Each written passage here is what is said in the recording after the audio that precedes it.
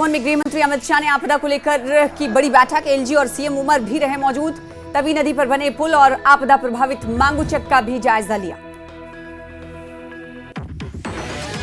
Cabinet मंत्री जावेद राणा ने भी जम्मू के बाढ़ प्रभावित इलाकों का किया दौरा। गृह मंत्री से बाढ़ पीड़ितों के लिए राहत पैकेज की जताई उम्मीद।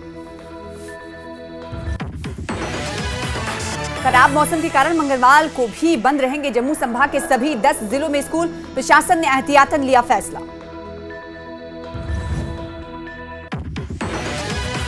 कटरा में 15 होटल और 65 दुकानें कराई गई खाली। भूस्खलन के खतरे को देखते हुए प्रशासन ने लिया फैसला। हिमाचल में डिजास्टर मैनेजमेंट एक्ट लागू। हिमाचल के मुख्यमंत्री सुखविंदर सिंह सुक्खू ने कहा, आज से हिमाचल आपदा प्रभावित क्षेत्र घोषित।